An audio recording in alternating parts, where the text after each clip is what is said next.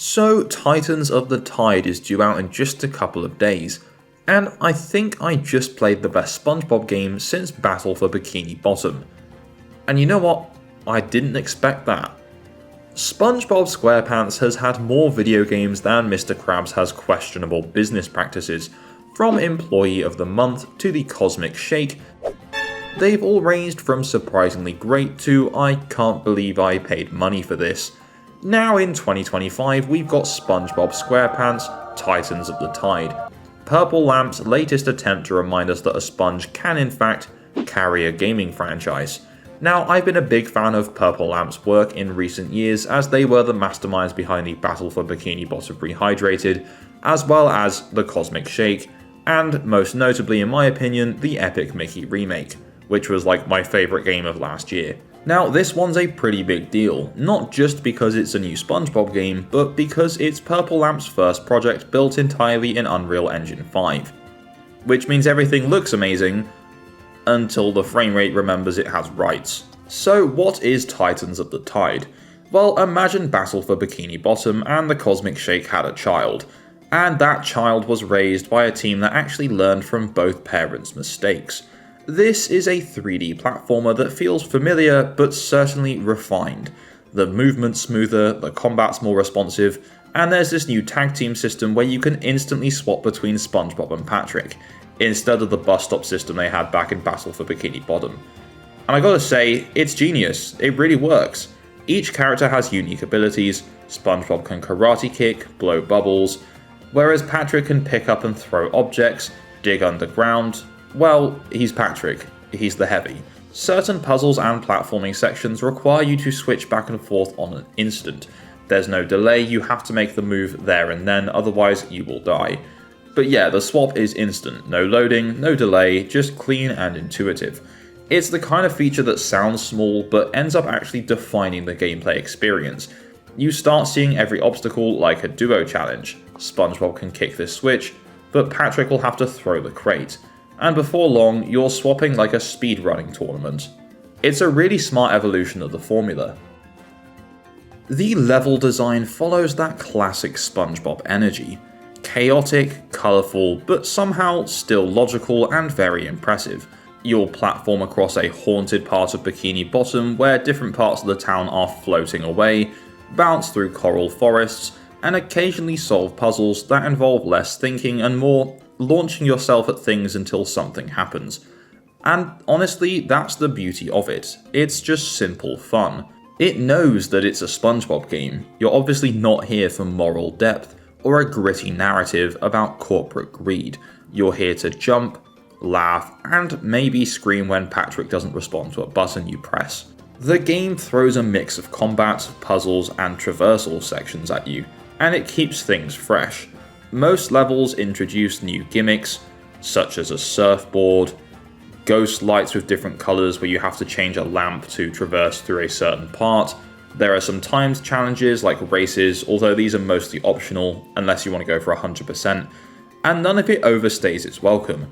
There's also this really cool additional part from the hub world where you can go through portals for Plankton, and it's just a bunch of different challenges like combat and platforming sections, and some of those platforming sections really reminded me of parts of Mario Sunshine and Galaxy, which is a good thing, but it's honestly paced like a good Saturday morning cartoon. So SpongeBob. Something new, something funny, and something that makes you question why everything's sentient underwater pretty much every 5 minutes. So let's talk about presentation, because if there's one thing Titans of the Tide absolutely nails, it's the look and the sound. This game is gorgeous. It captures the cartoon's art style perfectly, but adds enough detail and polish that it feels like an HD dreamscape. The colours are bold and saturated, the lighting is beautiful, and the animation is honestly some of the best work Purple Lamp has done yet, and it makes me super excited for the future of the studio. Characters move with a bounce and expressiveness that feels straight out of the show, especially during the animated cutscenes. Now don't get me wrong, it's not full of animated cutscenes, it still has a lot of the lip movements that doesn't quite sync up to what they're saying in the text bubble, but what is there is fantastic. SpongeBob's eyes stretch, Patrick's cheeks jiggle, and Squidward somehow manages to look even more fed up with life. And the sound design complements it all, from the bubbly ambient noises to the perfectly over-the-top hit effects. And now, of course, the voice acting is top tier. And you've got the full voice cast. Tom Kenny is SpongeBob, Clancy Brown still sounds like he's won me money away from a lawsuit, and on top of all that, David Hasselhoff has returned to the SpongeBob franchise in the form of collectibles. There are a bunch of hidden TVs across the land, where each one you pick up will give you a line of wisdom from the man himself. And there's also a painting of Hasselhoff hidden away in one of the levels for you to find. Hearing these voices again in new dialogue, new jokes, new scenarios, it's pure joy, and the writing is actually funny. They clearly know their audience, kids and nostalgic adults, like me. Now, since this is their first Unreal Engine 5 project, it's not flawless. While the visuals are amazing, the performance does sometimes tank. There are moments where the frame rate dives like a sea cucumber in a blender. You'll get the occasional pop-in, a dropped frame, or that one awkward camera angle that reminds you, ah yes, 3D platformers, our old enemy the camera. But honestly, it's forgivable. The game's ambition far outweighs the rough edges. It's not game-breaking, and it never really gets in the way of the fun. If anything, the fact that this looks good, and runs this decently for Purple Lamp's first UE5 project, to me at least, is quite impressive. Alright, so spoiler warning here folks, let's talk about the story and the bosses, because this is where the game in my opinion flexes its muscles. The setup's classic SpongeBob, goofy over-the-top reason for chaos to break out across Bikini Bottom, and it's up to SpongeBob and Patrick to fix it. So this time, King Neptune and the Flying Dutchman are beefing. The Flying Dutchman went to the Krusty Krab to get a Krabby Patty in a sale, and because King Neptune is royalty, he got to cut in front of the queue, and thus the beef began.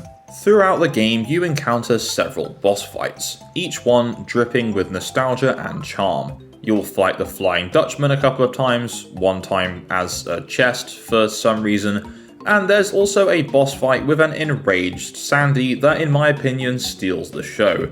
It's a callback to the classic Dirty Dan joke, "Who you calling Pinhead?"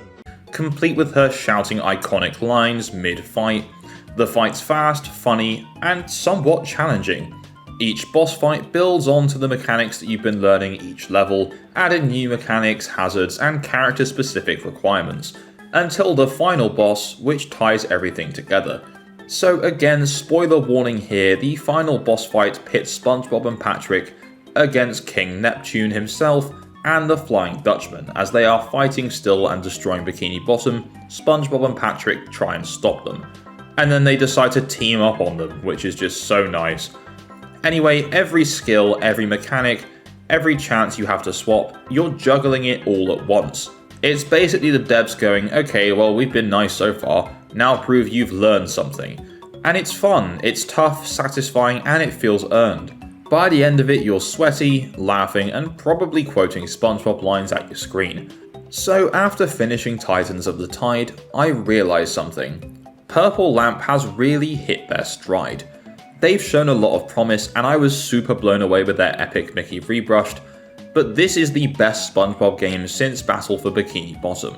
It understands what makes the character and the show so timeless. It's goofy without being brainless, funny without being grating, and nostalgic really without being lazy. Gameplay wise, it's everything you want from a modern SpongeBob title.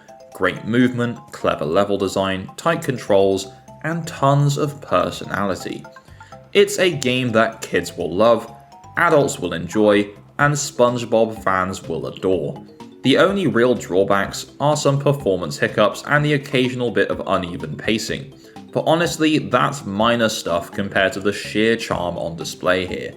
You can really feel the passion behind this game, from the writing to the visuals to the voice acting.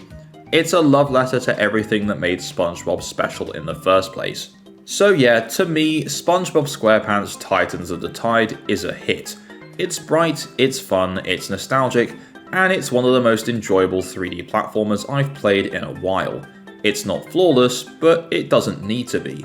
It's SpongeBob, it just needs to make you smile, and it does that. A lot. I've said it before, but I'll say it again. I'm super excited to see what Purple Lamp brings us next, although part of me is hoping for an epic Mickey 2 remake, but let's see.